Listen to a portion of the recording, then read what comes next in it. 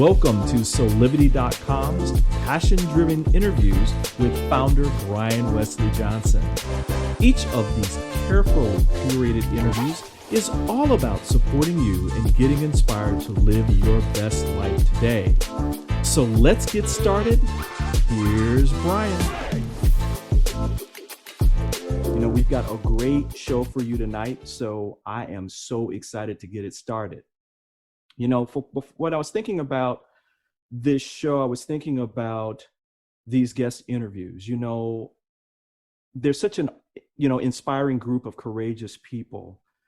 They really have the audacity to step out of their well-paved and planned out lives, either created by social conditioning, job descriptions, or traditional roles. They acknowledged this internal disturbance as a call to action and to change by integrating and embracing a more authentic version of themselves.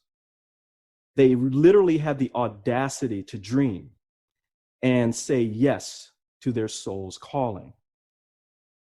These interviews have taught me this: continue to grow and ask questions, use curiosity as a discovery tool, explore and embrace sides of you that were banished from social conditioning, self-doubt, fear, and self-recrimination. When you integrate all of who you are and embody your authentic self, you become an extraordinarily best expression of possibility and potential.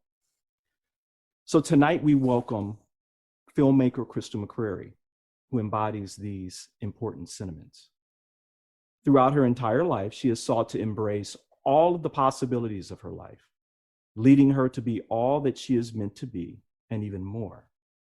As an award-winning film and TV producer and director, she has brought to the world the stories that needed to be told, which includes the important men and women of color who impact the world in a myriad of significant ways. Her impressive list of success includes original programming for TV and film, including HOMECOURT ADVANTAGE, GOTHAM DIARIES, Inspiration: Profiles of Black Women Changing Our World, the independent film Dirty Laundry for Fox Films, and the NAACP Image Award nominated BET documentary series, Leading Women and Leading Men. In February of 2015, she directed and produced the feature-length documentary Little Ballers, which premiered on Nickelodeon Sports. She also produced and directed Nickelodeon Sports series Little Ballers Indiana with WNBA All-Star Skylar Diggins, which premiered in March 2017. So with all of this, and with the importance of doing what you love to do, we welcome Crystal McCrary to the show. Let's get her live. Wow. Hey, Crystal, how are you? I'm great. How are you? I am so honored to have you on the show. Well, I'm thrilled to be here. We made it happen. Girl, those successes were a long list to read. I want to remind everyone that we love questions. So if you have any during the show, just post them right here to this live feed and we'll get to as many of them as we possibly can. So Crystal, I really want the community to get a sense of your journey to where you are today. And if it's okay, let's start where it all began. Where is your hometown? Detroit, like yours. And fellow Detroiter. Exactly. Can you paint a little picture of how life was, back then? I mean, we grew up in downtown Detroit. And so what was life for you? I didn't really realize what it was like, obviously from a retrospective perspective, until I became an adult. But as I've often looked back and reflected on Detroit, what always comes to mind is it reminded me of growing up in a mini United Nations. Mm. And I grew up in downtown Detroit in the 70s and 80s. And it was really quite revolutionary when you think about where we are today as a country. And so having grown up in Michigan, in downtown Detroit, where I was surrounded by every ethnicity, religion, sexual orientation, you name it. That was what I grew up around, and having a multicultural environment just seemed normal to me. Right, right. Did it feel though too that though it was multicultural, you also were given the legacy and the history of people of color as well as something that was not separate and apart, but also equal and as important to everybody else? Was that also true? Well, sure. I was raised, by my maternal grandparents, who are like my parents. I call them mom and dad. I mean, they are my mom and dad. Yeah. And they grew up during the Depression in Detroit. So they grew up in, a Jim Crow, Michigan, during the 30s. I mean, they migrated from the South, but they both landed in Detroit, Michigan in the early 1930s. And so it was still Jim Crow, still didn't have the right to vote for Black folks. Women really didn't vote. I mean, the suffrage movement had occurred, but Black women weren't voting. Right. But they were incredibly hardworking, always impressed the importance of education. My mom was a school teacher in the Detroit public schools when it was 40 kids in a classroom with one teacher. I remember. And then she became a principal. My dad worked for Ford Motor Company, World War II veteran. We were the American dream. Yeah. You have a good job, you can buy a home, a car, send your kids to a great school, go on a vacation, and just appreciate and love your family. And so my parents weren't big activists. That was not the environment. I mean, they were not of the era. They're a little older. My father passed away a few years ago. My mom, she's still alive. She's 92. Wow. 92 years old, yeah. So she didn't grow up in the era of the 60s, where at that point she was already established in her career. And so her civil rights movement, if you will, was getting an education. Right. And being able to make her own choices because she got an education, and excellence and lifting up others. That was what they showed us, my sister and I, as an example. It's definitely that they showed you, because you went off and really excelled in school. I mean, you went to University of Michigan, you went to law school. But before you went into undergrad, there was an important moment for you. You received a book. What was the name of that book? Do you remember? Oh, yes. The Brian Lanker book. Oh, gosh. And I was inspired by that book to do my book, Inspiration Profiles of Black Women Changing Our World. I dream a world. There you go. I dream a world. And that sense of possibility. Give us a little more on that. I mean, you received this book, and it seemed as though this was transformational for you. It opened up some things. What did it open up for you? Well, sure. I mean, first of all, just the photography was unlike anything I had ever seen in a book. I wasn't, my family, they were not art collectors. We went to, museums, but I received this book as a graduation present from my mom, Sorer. She's a Delta. Mrs. Swanson, also a Detroit public school teacher. And I just remember being blown away by the raw artistry of these photos and the different types of images and representations of women of color. Not as if I hadn't seen professional women in my neighborhood, or in my, just my environment. I mean, I had, teachers, lawyers, doctors, architects, etc.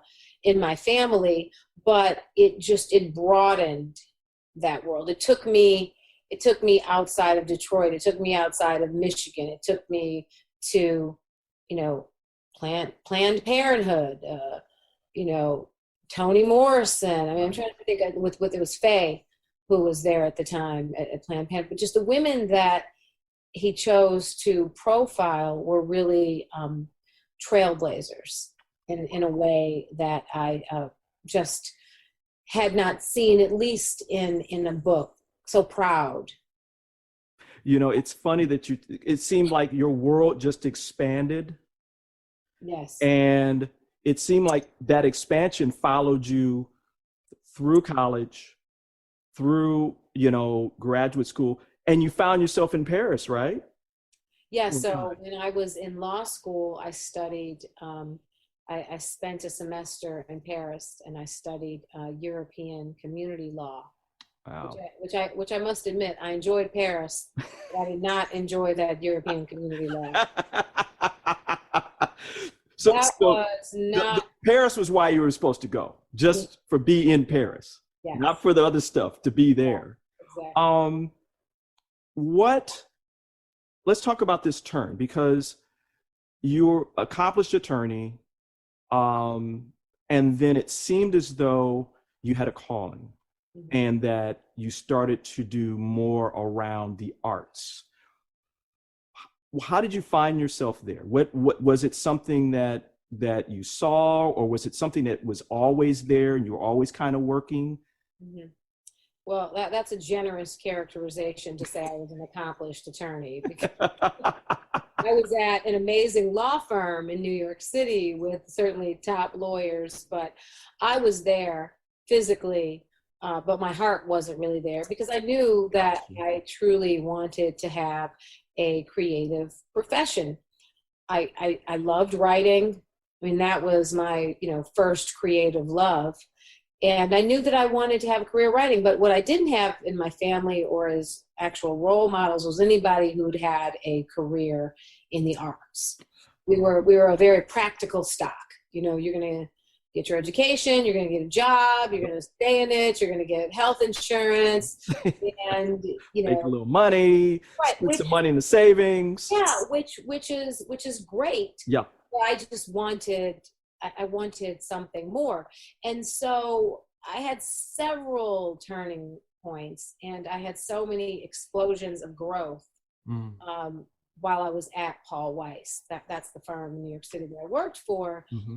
That it was like 1,000-fold. I mean, everything was a lesson for me. I'm living in New York City. Yeah. I'm living right in the heart of the city. I'm walking to work, and I'm meeting all of these, attorneys and clients that are playwrights, that are choreographers, that are directors, that are authors, right, and actors, and each of them, I was able to see, that they had, not to sound cliche, but they had a dream. Yeah. They set themselves forward on a path to achieve this dream, and various types of roadmaps of how one could have a creative career began to emerge for me. Wow. And that took several forms of how I chose to educate myself. I knew I hadn't gone to film school. I hadn't gone and gotten, a master's, an MFA. Mm-hmm. So I knew that I needed to educate myself, and I was thirsty for knowledge. I was really, really, really thirsty for knowledge. So I started reading books about writing fiction. I started reading books about, charting a creative path. I mean, The Artist's Way. Everybody knows about the book, The Artist's Way. I read that. I read the book Story by Robert McKee, and I took his screenwriting seminar over a 4-day weekend. and I just, bird by bird, turning, life into fiction. And I really immersed myself into how I could teach myself different techniques of writing. And then I started exercising. I mean, the exercises I did came from the artist's way. And I started these things called morning pages, and I wrote 3 pages every morning for 6 months. And that evolved actually into my first novel. Wow. HOMECOURT ADVANTAGE. Do you consider yourself a storyteller? I do. Yes, I do consider myself a storyteller. I don't feel like I have enough time to tell as many stories as I want to tell now. Right. I mean, now flash forward, gosh, 22 years. It's hard to believe it was that long ago that I first started at the firm and first started. But flash forward, I have 3 kids, 3 different schools, 3 different ages, and I still work. But my original love of writing fiction, I have not had as much time as I would like to have for that, But I got into other forms of creating art, documentary series, which was another form of storytelling. Feature films, another form of storytelling. Right. Why are the stories that you tell so important to you? Well, they're important for many reasons. I think on the most guttural level, they're important because I feel like I have to create. Okay. I draw, like if I have periods, like I kind of go through a down period when I finished a project, when I've turned it in, and in every phase of it, I'm like, oh, what next? And even though I always have something in the fire, I miss that process of creating. Right. So I create because I must. It's who you are, right? Right. It's who you are. Right. Wow. So yeah, I mean, and then the stories that I tell, why are they important for me to tell? There are a number of reasons they're important. I feel not that my stories are going to, affect people 100 years from now, 200 years from now, but I certainly try to approach my storytelling in the types of characters I choose to profile or create with a level of integrity, and showing characters and stories that have an element of justice to them, quashing stereotypes, showing complexity. Particularly, I explored that quite a bit, actually, in my film Little Ballers, which was really important to me in the film Little Ballers, which is the Nickelodeon documentary that I did, to show Black fathers being present for their sons. Right.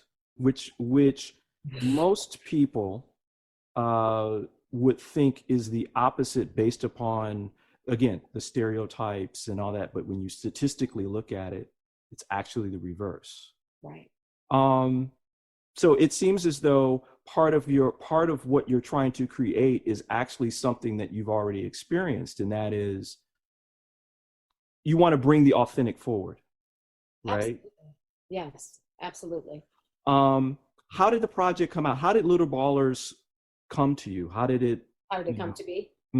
Yeah. So when I got the idea to make Little Ballers, I had been working on the BET shows that I created, that I co-created with one of my wonderful partners. I've had so many, that's another thing, I've had so many great creative partners. That matters a lot, right? It matters. Oh yeah, absolutely. Absolutely.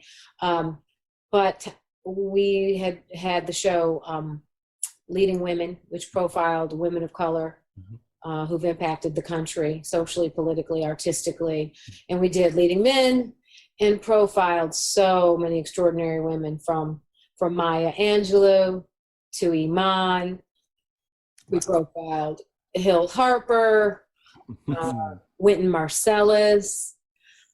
And so I was working on that series and a couple other shows that I was doing. I did the show My Two Cents. I did this show with the model Eva, the top model Eva.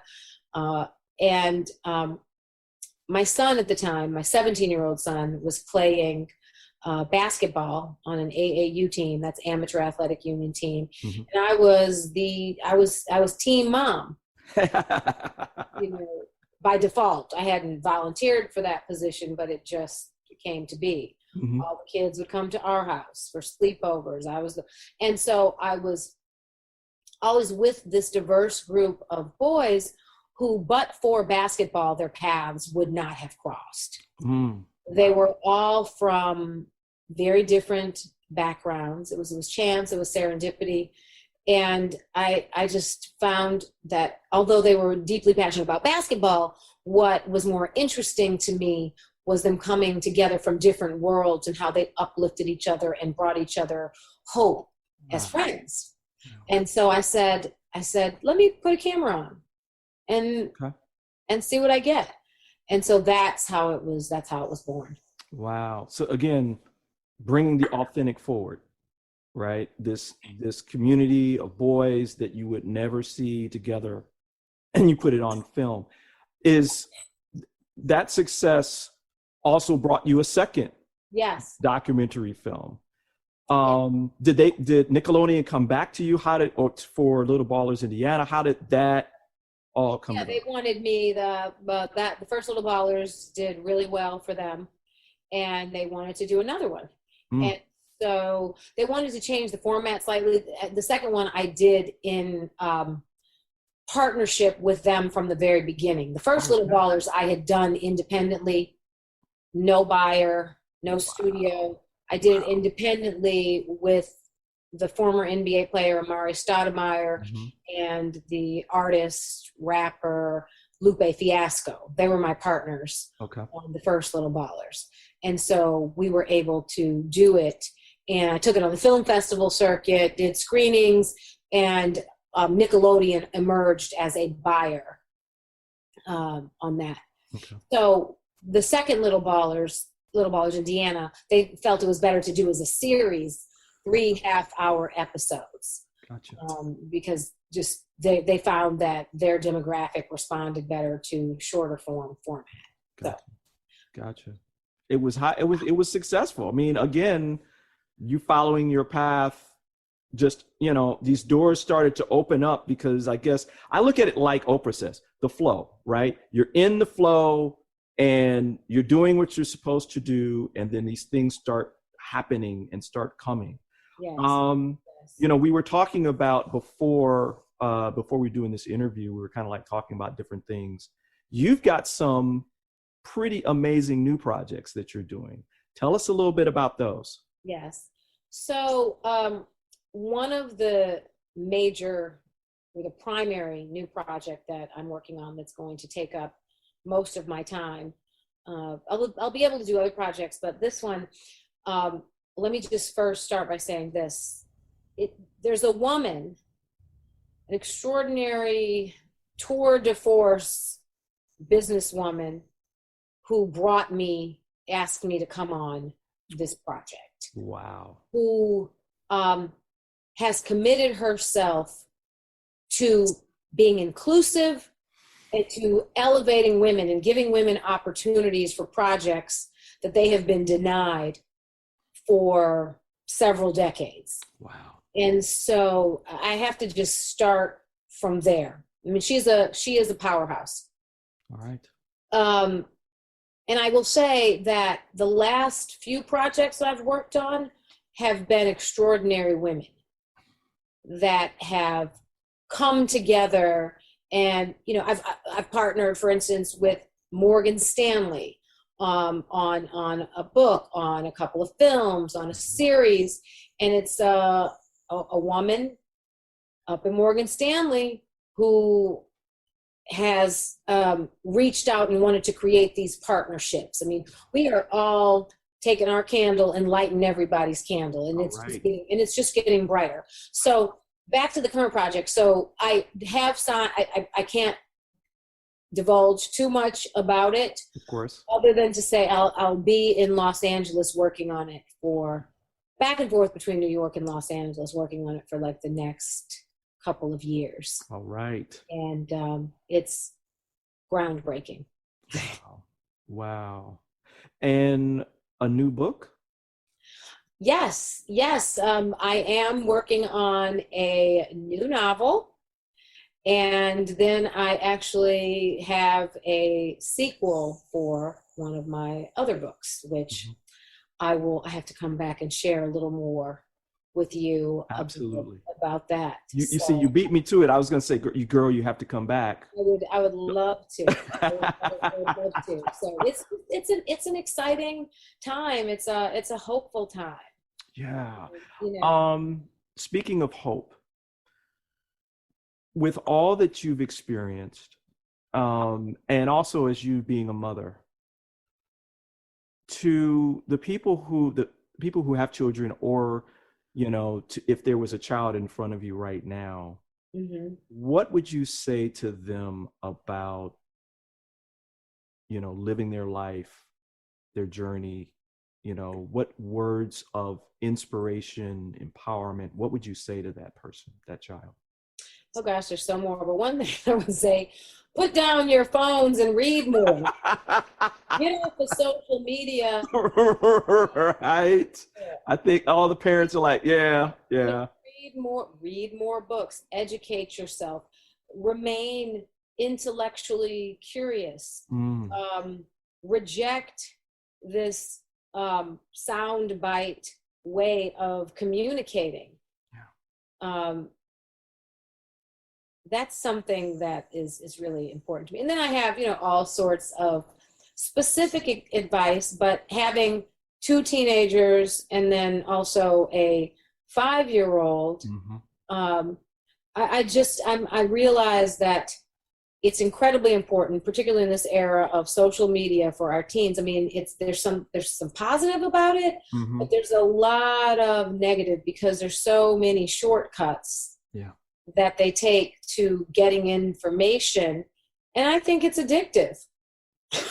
Well, yeah, it is. I mean, look at just social media for these kids. They don't have to fully engage and interact on a humanistic level with each other. Right. They can turn off the phone and, I don't want to talk to you, and just that kind of thing. And that's not communing, right? It's not communing with each other. It's scary. I had a conversation with the head of my daughter's school, and he was telling me how the studies that they're doing now, they're discovering that this communication and short speak, like texting and abbreviations for everything, appeals to the less evolved part of one's brain. Yes. And that's taking us intellectually backwards. Yes. What is it? By a certain age, to progress, you have to have 300,000 words in your vocabulary. But how do you get there if you're in these limited? Right. TTYL, OMH, wow, OMG, SMH. You see, I know them. I'm guilty too. On another, I just want to ask you this one little question before we wrap up, because I think with everything that's happening in Florida, and again, we're both parents, and children the age of the that were there. I hear, on the one hand, we get on our teenagers about social media, sure, but then on the other hand, here are these teenagers that have mobilized on their own, and are taken to the streets. There was a bus tonight going up to Tallahassee, right, where they said they weren't even going to vote. The state legislature wouldn't even vote on eliminating assault rifles.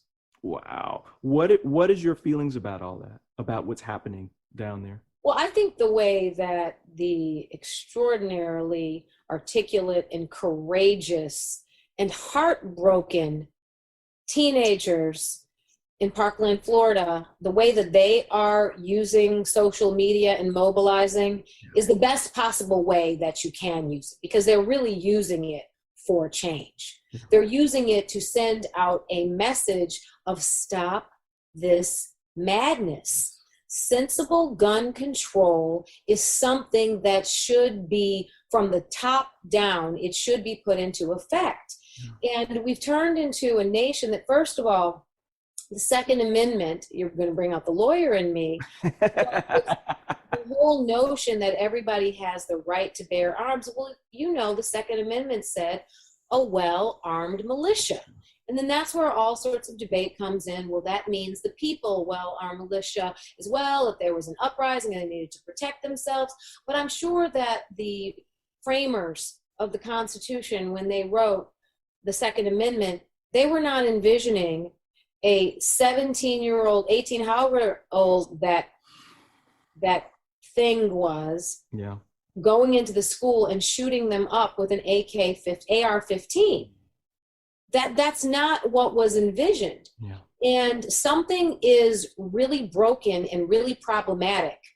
I don't know, I think you may follow me on Instagram, but I had a post not too long ago where I talked about how the US is roughly 5% of the global population, but yet we own 46% of guns. Right.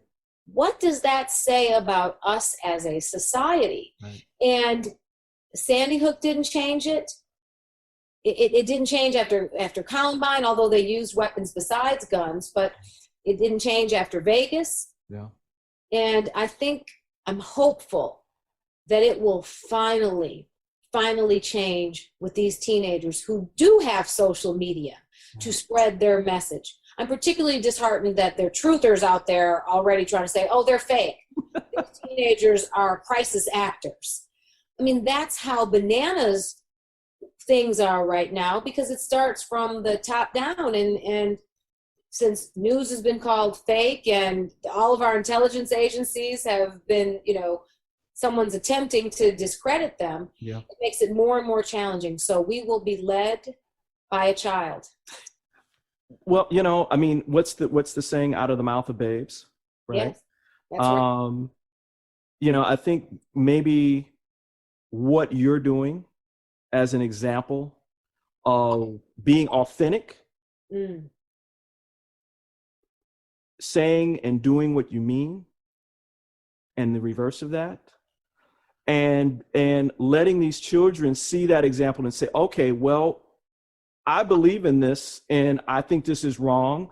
And instead of me hiding behind my mobile phone, I'm going to go out here and I'm going to say something. I'm going to do something. And they start to experience who it is that they were meant to be. All of they were meant to be. Absolutely. So, Crystal, thank you. Thank you. Thank you for being here. I mean, everyone, we're going to have Crystal back. Absolutely. Don't make me come to New York and grab you. Oh, I would love to. I will say this, check out my Legal Defense Fund documentary. I did not mention that, which is the Legal Defense Fund, which was founded by Thurgood Marshall. And they're headed now by Sherilyn Eiffel, and they are on the front lines of civil rights legal work.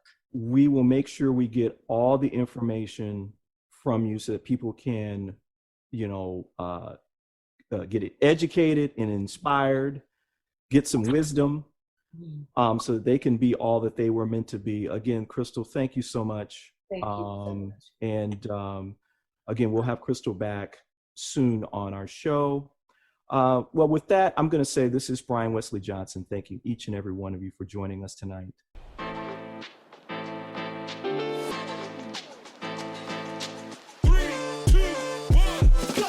We want to thank you for watching Solivity.com's passion-driven interviews with founder Brian Westley Johnson. From celebrities to best-selling authors, Solivity.com is all about inspiring you to live your dreams and create your best life today. We invite you to listen to our other fantastic interviews with new ones available every single week. Please also visit solidity.com and start your journey toward your passion, your purpose, and higher quality living. See you next time. This work is subject to copyright owned by Affinity Global LLC. Any reproduction or republication of all or part of this audio is expressly prohibited unless Affinity Global LLC has explicitly granted its prior written consent. All other rights reserved.